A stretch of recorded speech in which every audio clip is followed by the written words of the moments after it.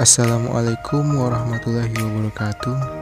Perkenalkan, nama saya Izhar Wahyudi dan partner saya Maizi Fahdal Agustin. Kami dari kelompok 4 jurusan Hukum Tata Negara, mata kuliah Peradilan di Indonesia, Fakultas Syariah IAIN Batu Sangkar. Dosen pembimbing Sa'adatul Makfirah MH.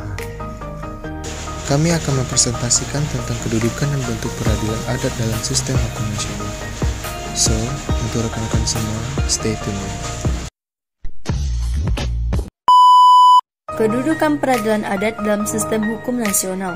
Sebelum kita masuk kepada kedudukannya, kita harus mengetahui terlebih dahulu apa itu peradilan adat. Secara yuridis, pengertian peradilan adat bisa kita temui dalam beberapa peraturan perundang-undangan yang menyebutkan bahwa peradilan adat adalah peradilan perdamaian lingkungan masyarakat hukum adat yang mempunyai kewenangan memeriksa dan mengadili sengketa perdata adat dan perkara pidana di antara para warga masyarakat hukum adat yang bersangkutan.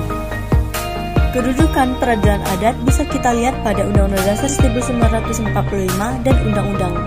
Yang pertama, Undang-Undang Dasar 1945 Pasal 24 Ayat 3 secara tegas membuka peluang adanya peradilan-peradilan lain yang fungsinya berkaitan dengan kekuasaan kehakiman, selain Mahkamah Agung dan badan-badan di bawahnya dan sebuah Mahkamah Konstitusi, seperti yang disebutkan dalam Pasal 24 Ayat 2 Undang-Undang Dasar 1945. Maka peradilan-peradilan lain yang berbasis pada peradilan adat menjadi terbuka sepanjang diatur dalam undang-undang.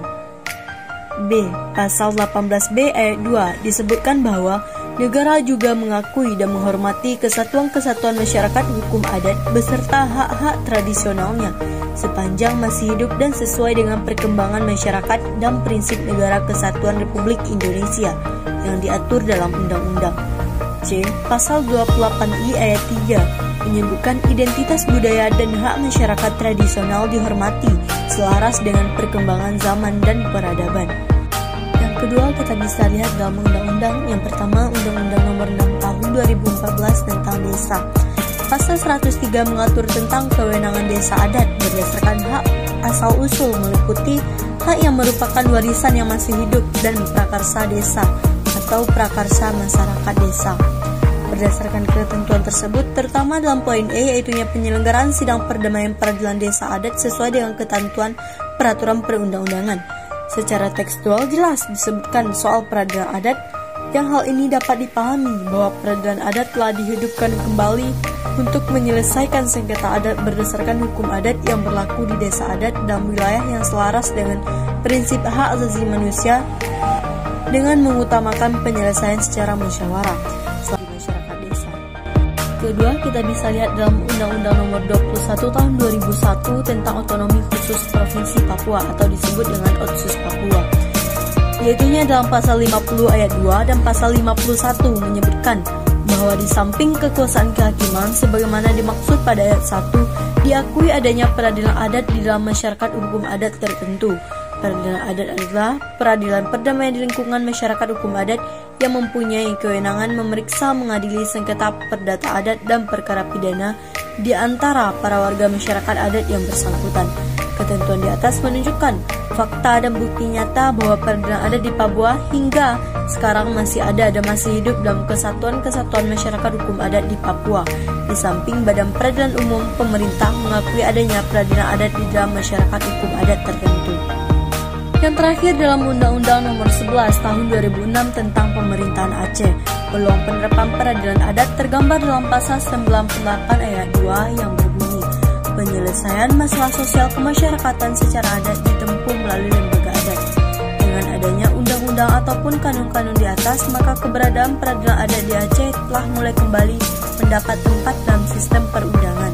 Meskipun secara substansi terkait jelas atau tegas tidaknya bunyi peraturan tersebut dalam memberikan kepastian hukum bagi keberadaan peradilan adat di Aceh masih terus dapat. Bentuk peradilan adat dalam sistem hukum nasional. Peradilan adat pada awalnya sudah ada sejak masa kolonial. Adapun dasar pengakuannya adalah pasal 130 Indische Staatsrechtgeving. Pada saat itu, peradilan adat dinamakan peradilan bumi, Inheemse Rechtspraak. Kewenangan mengadili peradilan ini adalah terhadap orang-orang pribumi yang berdomisili di daerah peradilan yang dijadikan tergugat atau tersangka. Adapun penggugat boleh saja yang bukan penduduk setempat, termasuk misalnya orang Eropa yang merasakan dirugikan. Contoh peradilan adat di beberapa tempat. Yang pertama, Sumatera Barat. Di Sumatera Barat terdapat Kerapatan Nagari, KAN, yang memiliki kewenangan untuk menyelesaikan permasalahan berkaitan dengan sako, gelar, dan pusako harta. Pada tingkat kaum dan suku, mekanisme ini terjaga lewat ketaatan kemanakan kepada mamak kepala waris dan penghulu suku. Setiap permasalahan, kaum belum bisa dibawa keluar sebelum mamak kepala waris berusaha menyelesaikannya. Demikian juga di tingkat suku, yang harus menunggu persetujuan penghulu suku untuk bisa membawa kasus tersebut keluar dari otoritas suku. Yang kedua, Aceh. Peradilan adat di Aceh dilaksanakan oleh lembaga Gampong dan Mukim. Keberadaan peradilan ini diakui oleh sejumlah peraturan dan kebijakan daerah. Bahkan terdapat Memorandum of Understanding atau MOU antara Gubernur, Kapolda Aceh, dan Majelis Adat Aceh untuk memperkuat peranan peradilan adat. Isi dari MOU itu antara lain mencakup 4 hal utama, antara lain 1. Mengakui bahwa lembaga peradilan adat sebagai lembaga peradilan perdamaian. Yang kedua, memberikan kesempatan terlebih dahulu kepada peradilan adat untuk menyelesaikan masalah sosial kemasyarakatan, dan jika gagal baru diajukan ke persidangan mukim. 3. Ada sengketa perkara yang bukan kewenangan Gapong atau mukim dan oleh karena itu harus diselesaikan oleh lembaga peradilan negara. 4. Menghadapi adanya tertib administrasi peradilan adat. Yang ketiga, Sulawesi Tengah. Hedar Laujeng 2003 mencatat bahwa di kalangan masyarakat adat Pakafa di desa Tamodo, Dengaraa, Bambakan ini, Gimpubia, Ngovi, dan Palintuma yang terletak di Kabupaten Donggala, Sulawesi Tengah, peranan Tetua Nuboya sebagai hakim adat masih sangat penting. Rupanya polisi cukup memaklumi jalan pikiran dan tradisi mereka, dan akhirnya perkara itu diselesaikan melalui peradilan adat dan penyidikan oleh polisi tidak dilanjutkan lagi.